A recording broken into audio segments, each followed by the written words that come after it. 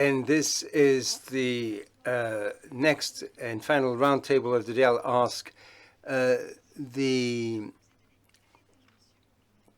doors to be closed downstairs so that you can watch the show from upstairs.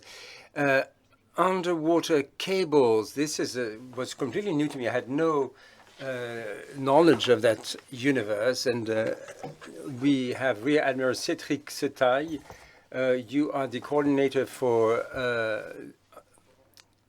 the control of seabeds, and welcome. Hélène Stade-Petit, you're in charge of insurance at Nexans, and you're an expert on specialist in such cables. And Didier Mira, you are the CEO of Orange Marine and Electra. So I felt, I mean, as a lay person, I was wondering, what are these cables after all? I mean, what are we talking about? What's their purpose? Well, maybe Didier can tell us a bit more.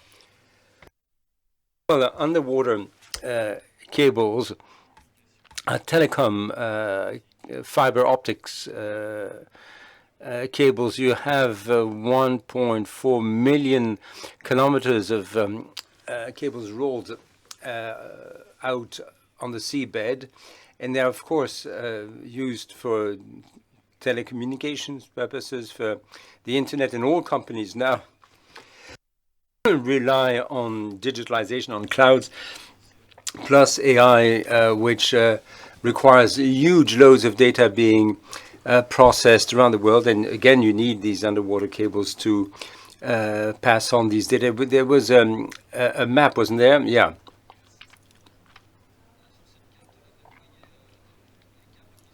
Well, the cables that you have them between Europe, the US, and Asia. And then you have, I mean, all the continents are connected with these cables, including the smaller islands. Now, if you want to lay down these cables, you need special ships that are specially equipped. And my company runs such ships that not only lay these cables, but also maintain them. And so you have a ship from Orange Marine and Electra, which happens to be the company I work for. But there are other kinds of cables, aren't there, at Nexans?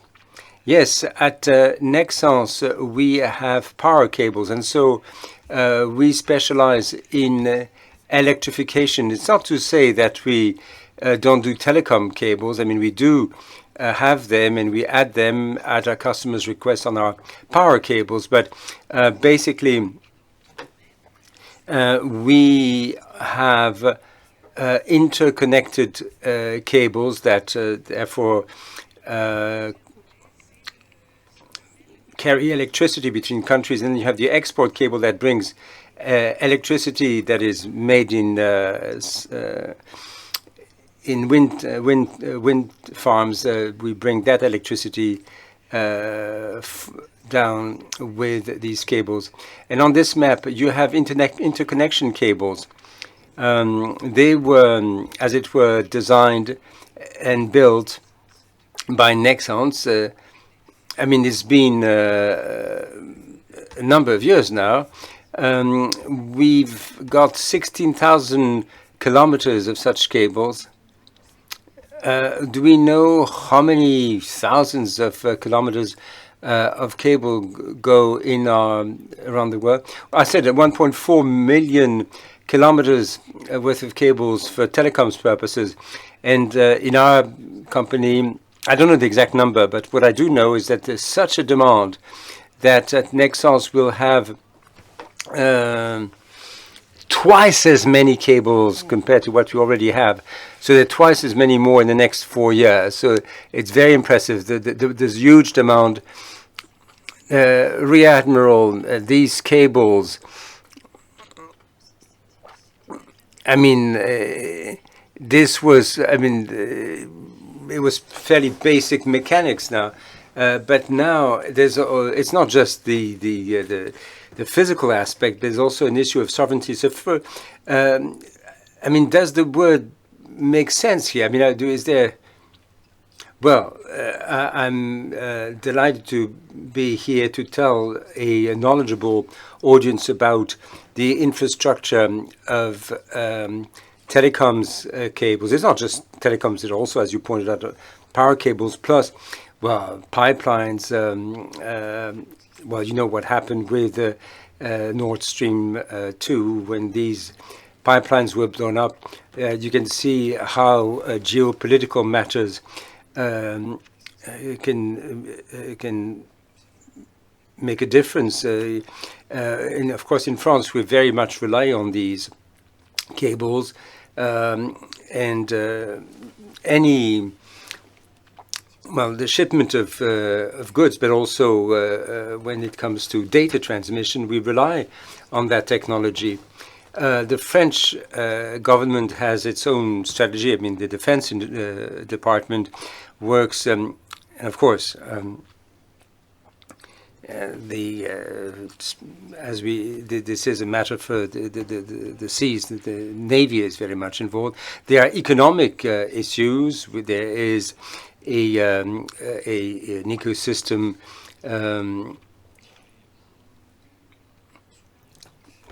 I mean, big government agencies that are involved in this. But there are indeed, there's an element of conflict because we're very much dependent on these flows, and there's an imbalance with other countries around the world that are what we call competitors, I mean, such as Russia in particular.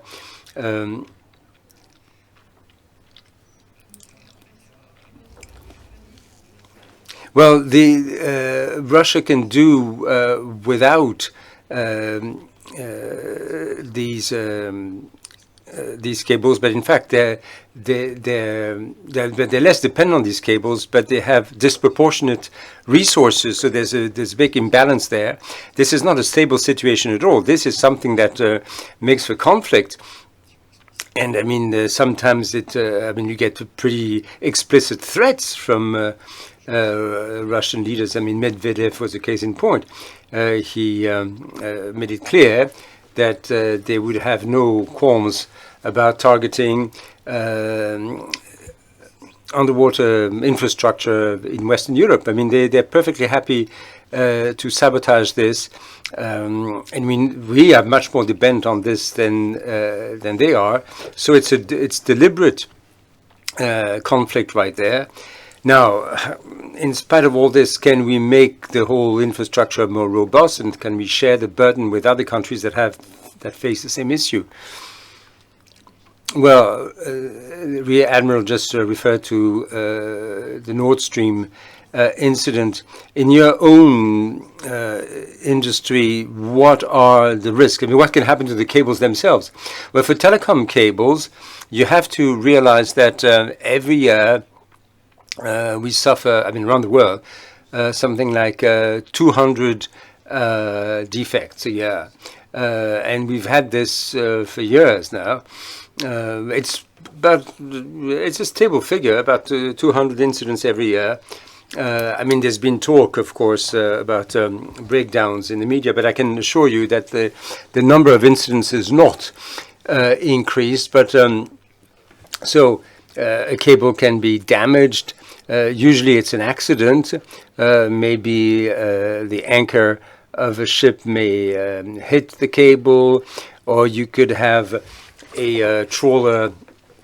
You know, these fishing boats will have nets that can be as deep as 1,000 meters deep, and of course, if such a net hits a cable, that can seriously damage the cable. Or you could have landslides, underwater landslides, and such like.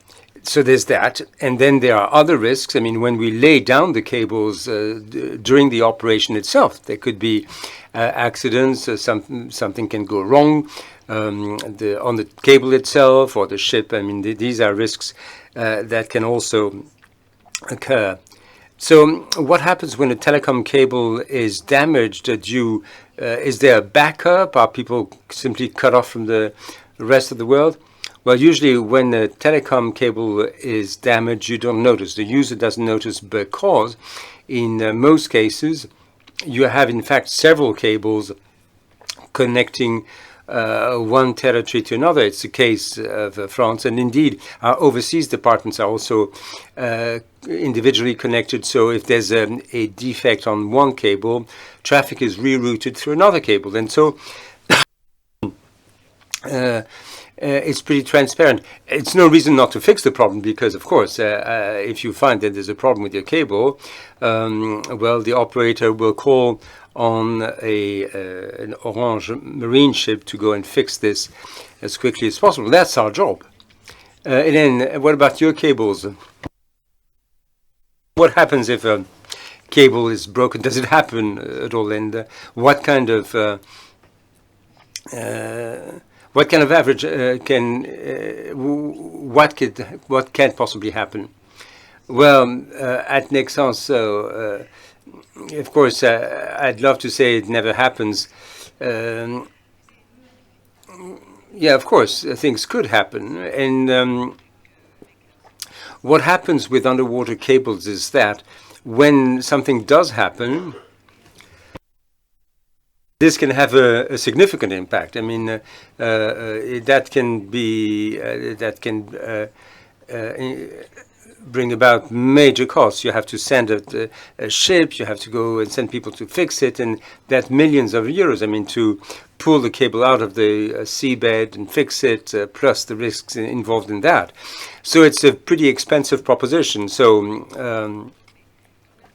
an incident like this can be costly.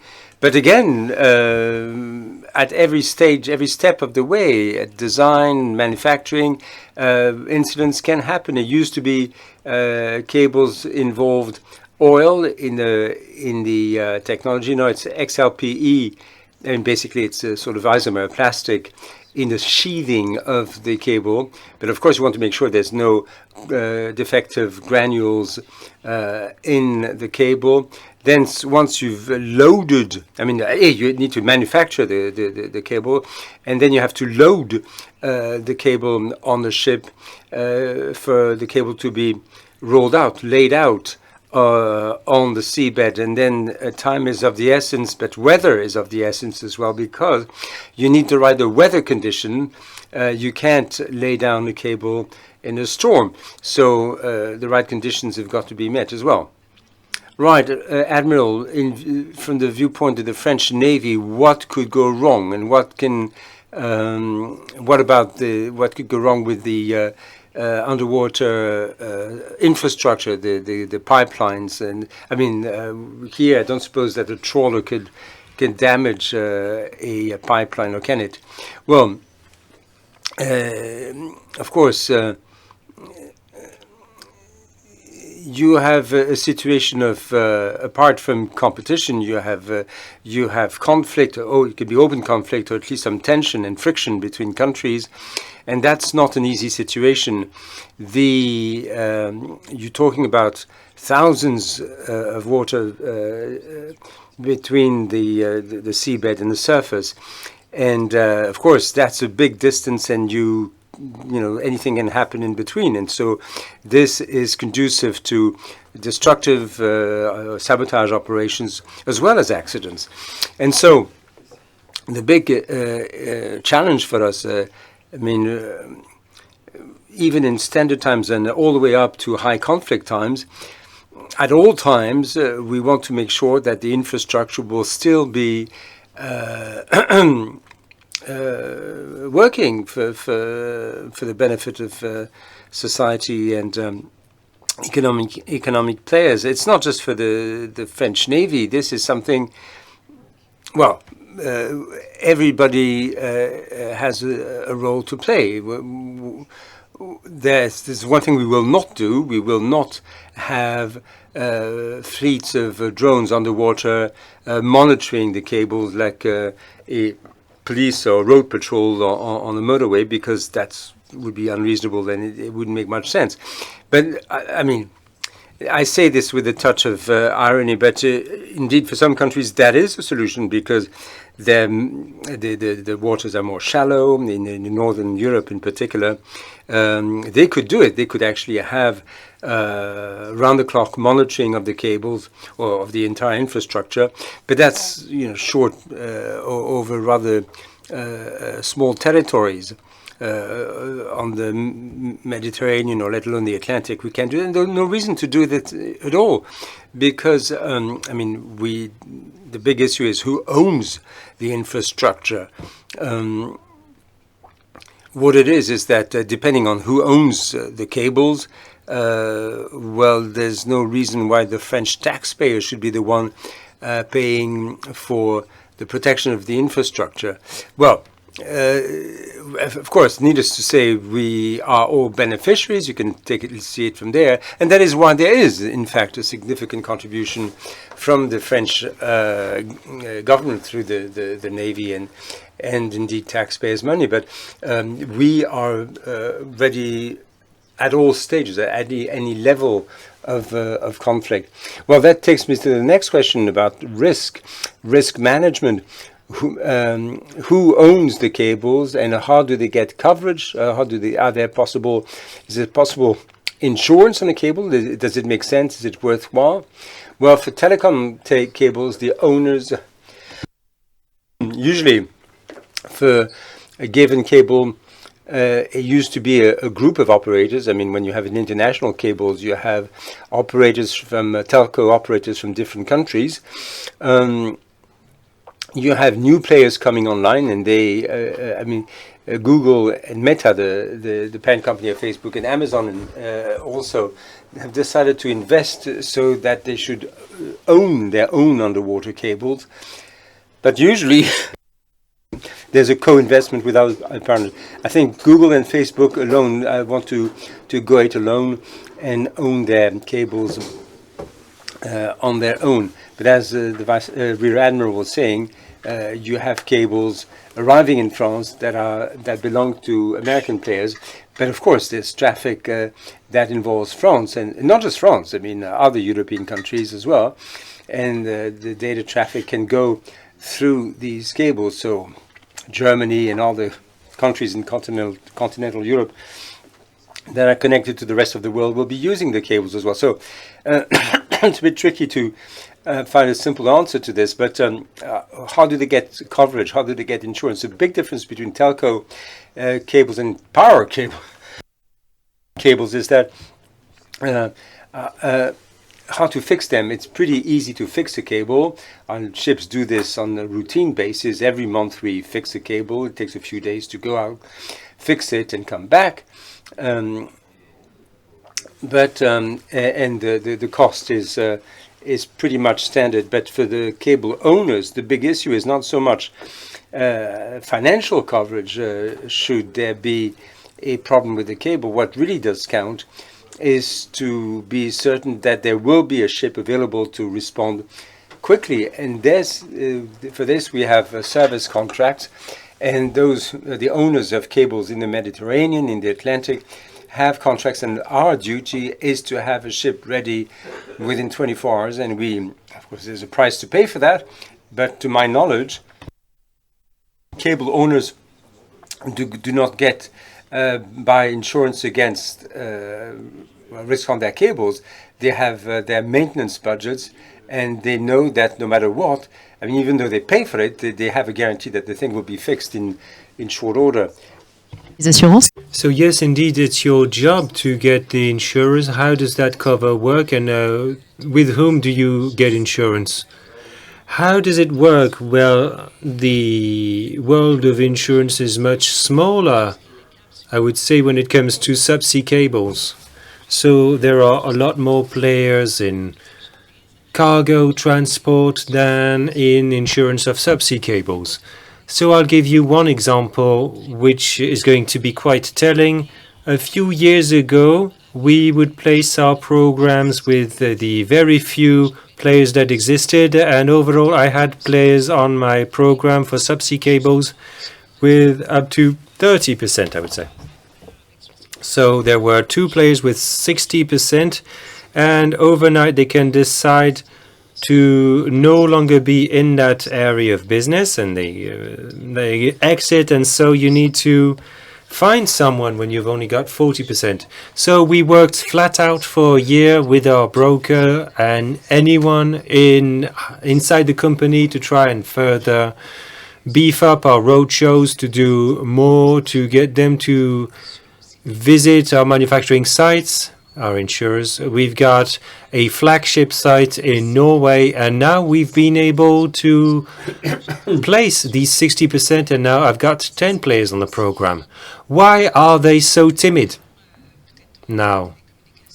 Maybe similar to telcos, there are losses, and as I said earlier, losses have a very big impact, but there's also the premium to match the size of losses. So that's how I make our program interesting. You get your payback over 3 years, whereas on a traditional program for property damage, it takes 50 years to get your money back after a major loss. I think they got the message. They'll be queuing up to speak to you after the meeting. Admiral, in just a few years, the landscape we've been described, that means a sovereignty challenge. How do you see it evolve? If we look 10 years ahead, what could be new in the world of subsea cables? I think this is a very open-ended question, as the other two panelists said. There's going to be relatively significant expansion in power transmission cables, especially long-distance cables, because so far it's been on fairly short distances. They start from the shore directly to the country to be connected, but nearby.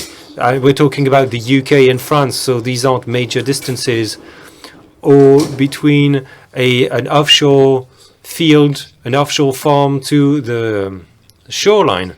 But I think that in the future we'll have interconnectors between countries on more considerable distances. That's the first thing. And then, as Mr. Douard said,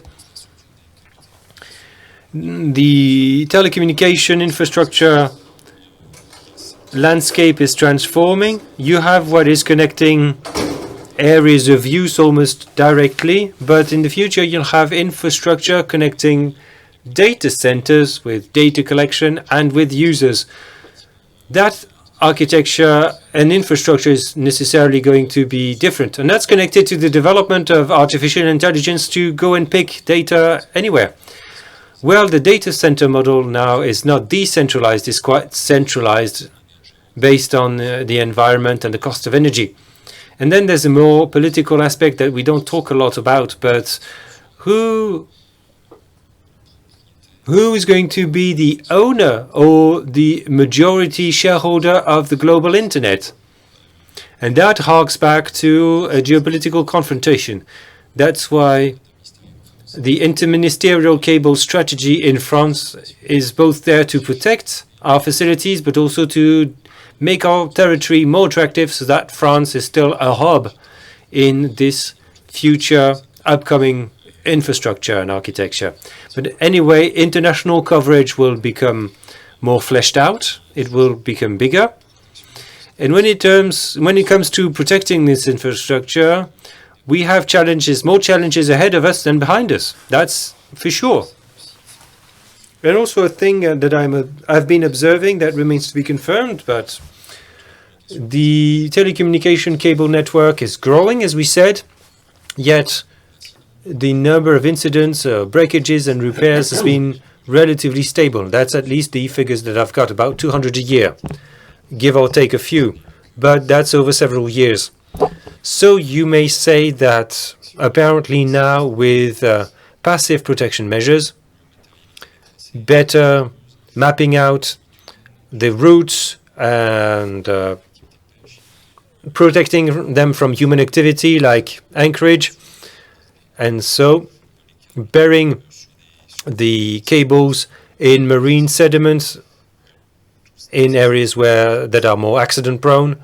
Well, all that means that protecting this emerging system already needs to be built into the future projects.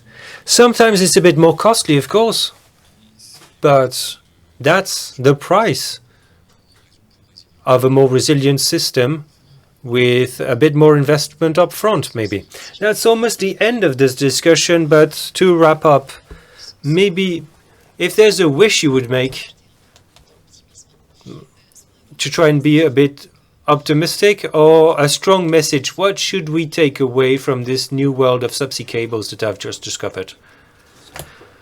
Well, the message I can give you is that in normal circumstances, in a normal geopolitical framework, I think that in the subsea cable ecosystem, things work well. So there are risks. There are ways to solve them. There are procedures in place. And indeed, as the Admiral was saying, if things keep going well, we will still be in a growing market. But the big question mark for us, especially for the Admiral, what would happen if the geopolitical framework changed radically? There, clearly, cables would be impacted, but I absolutely don't know how, and it's not my job to say how we could protect them. I can only be a participant. It's true, as you said, Admiral, power cables are increasingly long in distance and increasingly heavy as well. So this changes the deal regarding insurability. So my wish is that we want to attract more insurers. The risk management part is part of our DNA.